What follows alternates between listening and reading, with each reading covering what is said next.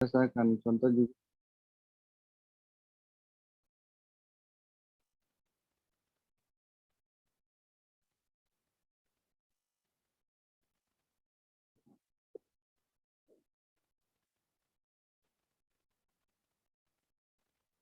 Oke, nah dalam pengendalian internal, ya tadi saya sudah sampaikan bahwa walaupun kios dalam taraf perusahaan yang paling kecil atau sebuah usaha kecilnya, nah diharapkan juga memiliki pengendalian karena kalau tidak pastilah eh, yang pertama ini kalau dikerjakan walaupun dikerjakan sendiri kadang pengendalian uang ya uang yang kita terima atas penjualan produk retail tersebut nah digunakan juga ternyata digunakan untuk keperluan sehari-hari. Artinya dari segi tujuan dari organisasi tersebut itu sudah berubah ya. Kemudian jika lebih besar lagi umpamanya pengendalian yang dilakukan oleh dia menggunakan orang lain dalam menjaga eh, kasir, nah tentunya ini lebih dibatasi. Kalau untuk seumpamanya penjaga kasir, ya penjaga kasir itu lebih dari satu orang, ya akan memunculkan risiko juga yang semakin besar, ya di mana tidak ada pengamanan terkait dengan keuangan, otomatis eh, eh, yang satu masuk, tidak ada pembagian shift, semua bisa jadi kasir, sehingga risiko kehilangan keuangan juga akan semakin besar. Dan eh, tentunya, ya, nah, saya kira perlu saya sampaikan kepada adik-adik ya, bahwa tujuan pengendalian ya yang kita bahas di sini tentunya untuk mengamankan harta perusahaan yang nah kalau harta yang seperti apa maka kalau dalam pengendalian keuangan otomatis dengan masalah keuangan yang dimiliki oleh perusahaan. Kemudian selain itu pengendalian ini berusaha untuk menjamin terkait dengan eh, apakah aturan-aturan ya itu sudah dijalankan atau tidak dalam perusahaan ya. Yang selanjutnya bahwa dalam pengendalian juga ini terkait dengan bagaimana aktivitas ya aktivitas yang dijalankan mulai dari awal sampai berakhirnya suatu kegiatan dalam sebuah organisasi atau perusahaan sehingga pengendalian ini penting sekali ya tanpa adanya pengendalian tujuan dari organisasi itu uh,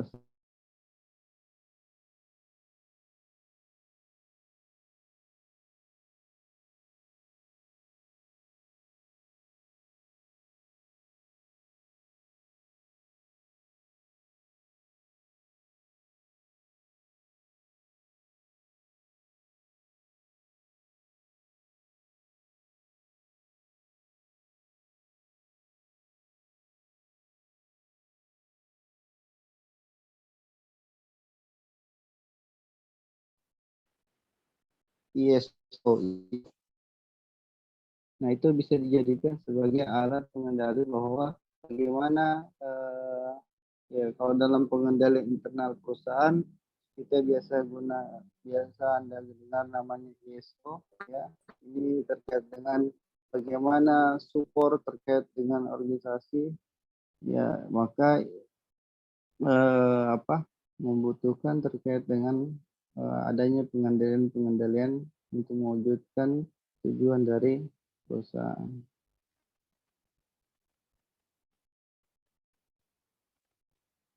Oke, sampai di sini seperti itu ya.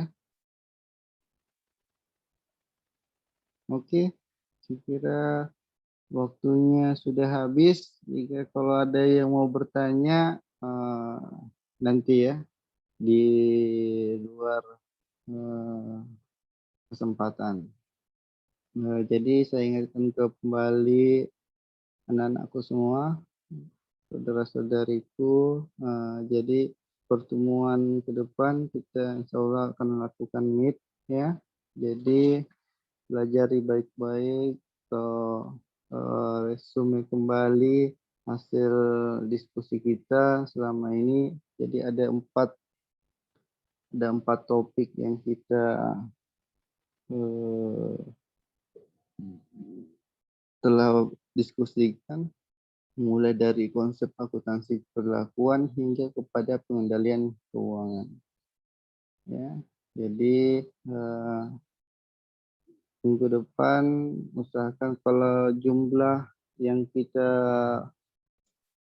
mahasiswa itu ada 43 ya. Mungkin kita lihat kondisi ruangan, apakah memang bisa dalam proses satu kali atau dibagi 2 tahap.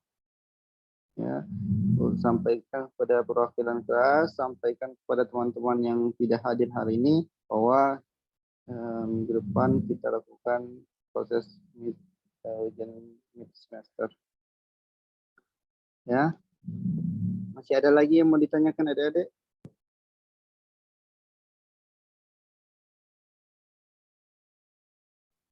Kalau sudah, kenapa Ria? Meetnya seperti bagaimana? Meetnya seperti apa? Ya, nanti meetnya tertulis atau bagaimana? Nah, meetnya tertulis, tergantung dari kalian. Mau lisan, mau tertulis, boleh. Kalau kita meet secara tertulis, maka kemungkinan kalau ruangan tidak memadai,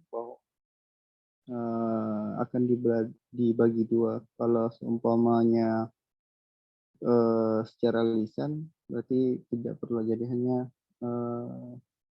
head to head ya,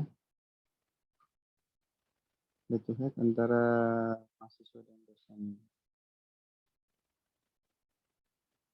Oke. Jadi persiapkan diri Anda.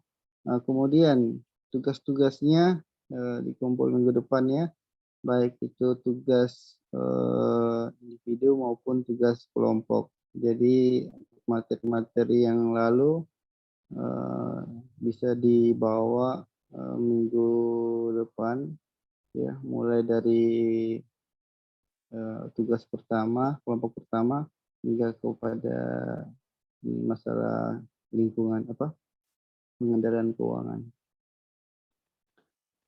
Oke.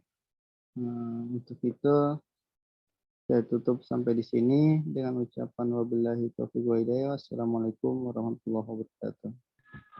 Waalaikumsalam. Waalaikumsalam warahmatullahi wabarakatuh.